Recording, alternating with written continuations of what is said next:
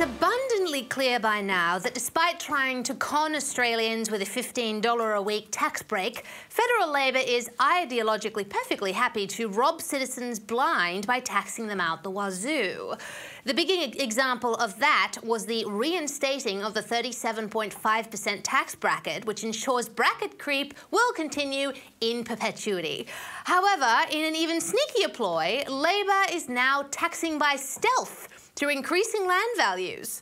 Joining me this evening is One Nation Senator, the wonderful Malcolm Roberts. Senator, fabulous to have you here this evening. How are you? I'm very well, thanks, Daisy, and thank you for the invitation. It's a pleasure to be with you. Well, it's wonderful to have you here. I'm very, very keen to get your take on this. Senator, there has been a lot of upset up north about an increase in land value. And look, at first thought, this might sound like a great thing for farmers that their land is now worth more. But when you take tax into account, the tax-hungry Labor government, this all, starts to make sense from their point of view, doesn't it? Well, I'd love to talk about the tax-hungry Labor government, but we also must talk about the tax-hungry Liberal opposition and former Liberal government. But we'll come to that, hopefully. When inflation, as you quite rightly pointed out, is a stealth tax. It is a stealthy thing that people don't see, but it reduces disposable income. And what we see is land values going up, and I think an 11% increase in the number of properties that will be subject to land tax because it's a threshold of 600,000 and above. But also remember that the land valuations are basis for rates, and councils right across the state are under pressure.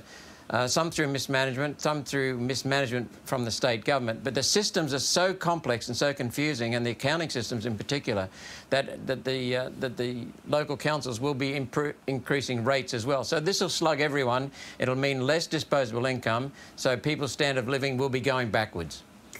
Gosh, which is appalling in this cost of living crisis. I hate this sort of ideological beat that political parties have, that it's okay just to tax people into oblivion. Because as you rightly mentioned, the Liberal Party, I'm always on about how, Labor is so happy to tax citizens, but the same can actually be said quietly of the Liberal Party, can't it? It can be. I moved an amendment, recently into one of the pieces of legislation that Labor had introduced to the Senate. And that was simply to remove bracket creep. It was done properly. The Liberals even stood up and said they commend me for it. They liked the way the bill was written, but they're not going to support it because they love bracket creep. And so does the Labor Party. They love bracket creep. They love seeing people go unconsciously into a higher tax bracket, not even being aware that that's the case, and that's an immediate increase in tax. And so people don't realise that they're having more money stolen from them. And then Dave Sharma, the new Liberal senator, when he gave his maiden speech, his first speech in the Senate recently, he said he's all in favour of removing bracket creep. But just 2 weeks before, he voted against removing bracket creep. And so there was nothing wrong with my bill. They said it was well done, but they couldn't do it. So both the Liberal and Labor Party. And we've also got to remember that net zero, putting in place net zero foreign policy, increases energy prices, which flow right through the economy. The energy sector is the most important sector in the economy in terms of the foundation for prices of goods and services, because they flow right through. And when you increase energy prices, you decrease productivity, you decrease wealth.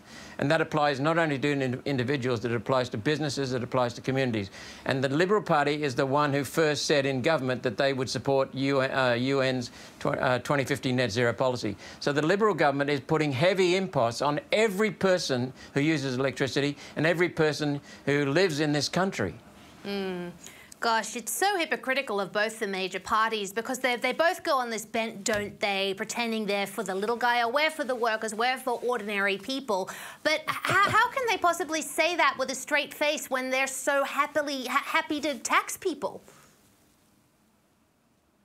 Well, they're used to the lies that they're putting out. The climate scam is a lie. The climate fraud is a lie. The whole basis for these energy policies is a lie. And then what we see with every major problem, Daisy, in this country comes out of Parliament House, Canberra. Every major problem. Some of the problems come out of the states, but they're exacerbated by the federal government. So we see inflation was driven by the federal government and the Reserve Bank of Australia by printing far too much money during the COVID mismanagement. The whole of that COVID mismanagement shut down supply routes and the supply side, so we had fewer goods, which meant that raised prices, and we had more money chasing those fewer goods, which further raised prices. So inflation, which is a hidden stealth tax, as you rightly pointed out, is the cause of people going backward in disposable income. So inflation is the #1 enemy, and it was created by the Morrison government with the Labor premiers in hand and by the Reserve Bank of Australia. Oh, absolutely. And that's so what we need to do is actually open these people up to the truth. Oh, no, I agree with you. And what people just, I think, conveniently shove under the rug or forget, certainly the Liberal Party does, that it was the Liberal Party's fault when they were in government a few years ago that we are in this inflationary position because they kept capitulating to the state's demands for money for their ridiculous COVID policies. So thank you for bringing that up, and let's never forget it. Now, Senator Roberts, according to this chart, the greater the rate of primary production, the higher the valuation increase. Is this justly proportional? Daisy, let's keep flogging everyone who's successful. Let's see how many successful people we have left in this country. That's exactly what they're doing. So someone works their land better, their business better, someone invests in their land, their business, and they have a higher productivity. And what do? We slug them for it. That's no way to reward talent. That's no way to reward creativity and hard work and enterprise. That's the opposite. It'll cripple this country, and it is crippling this country. That's what we need to remember. This will do enormous damage to our primary producers. And we call them primary producers for a bloody good reason. They're the primary producers of the whole economy. Everything is based upon agriculture and mining, the two primary production sectors. Manufacturing is based on that. Goods and services in the services sector or the tertiary sector are all based upon it. So we're killing the primary sector. And what it's doing is it's hollowing out the bush. They want us all to move from the bush and into the slums and cities, high density, high-rise living. Thomas Jefferson said it so well. Tim Ball, the expert climatologist from Canada, echoed those words. You can have farms without cities, Daisy, but you cannot have cities without farms. We are crippling this country. And that is such a good point. You know, they are so important to our farmers, and they're being treated so shoddily by the government. And certainly, think of the cost of living crisis. As taxes increase for our farmers, won't that in turn flow on to our grocery bills? Will they become even more expensive? Yes, it will, and we're seeing the prices increase already quite dramatically because of the recent increases in energy costs, which have been artificially driven by basically lies, and also by inflation. And also we must remember that we're seeing the consequences of previous Liberal national governments that stole farmers' rights to use their land. And to comply, that was the Liberal Party government way of complying with the United Nations Kyoto Protocol. They said they wouldn't sign it, but they will comply with it. The moment they did that, they started putting in restrictions on land use. They got the state governments involved, particularly New South Wales and Queensland, to put those land use restrictions in. And now we see the Queensland government 3 years ago bringing in legislation to cripple the farms right up and down the east coast of Queensland, which, as you know from our state's layout, are fundamental agricultural areas. They're the richest agricultural areas, all in the name of the environment. And I asked questions in a Senate inquiry of the Queensland experts. They don't have any evidence for it. We must remember that the farmer, the owner of the land, is the most important custodian, the best custodian, because a farmer, if he ignores the environment around his land deteriorates. The farmer is the best person for understanding the management of the environment. The farmer is the one who's going to miss out the most if he abuses that or she abuses that, because their superannuation goes. They have got nothing to hand back to their kids.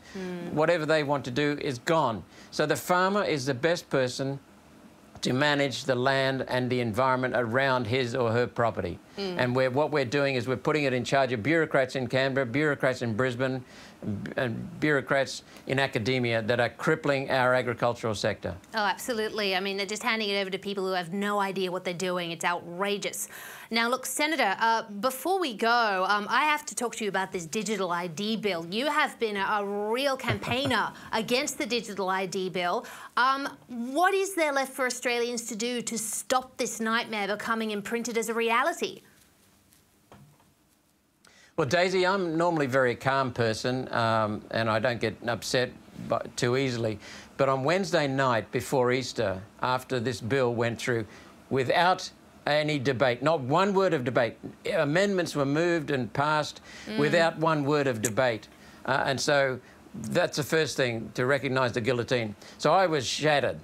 But on Thursday, I came into my office the next morning and found everyone in my office happy. And I thought, what's going on? And they said, Malcolm, the House of Reps was kept back late, so that the bill was introduced in the Senate. Once it was passed in the Senate, it was supposed to go to the House of Reps for passage through the House of Reps. Well, it didn't go to the House of Reps. And we believe that that's the case because the public kicked up such a fuss. Social media gutted Labor. Social media gutted David Pocock, the Teal David Pocock, the Teal senator. And what we think is going on is that Labor is very, very worried about the consequences of passing this bill. And so what we're saying is two things. Every citizen, get out there and hammer your local representative in Parliament, in the House of Representatives, not just the Labor Party, but also the Liberal Party. Now, the Liberals introduced this bloody bill into the Parliament 3 years ago, and I opposed it from the start.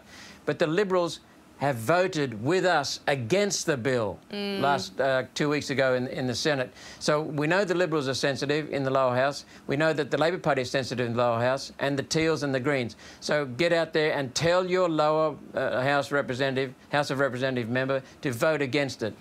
Absolutely. The second thing is where we saw the public rise up, and I must congratulate everyone for doing that.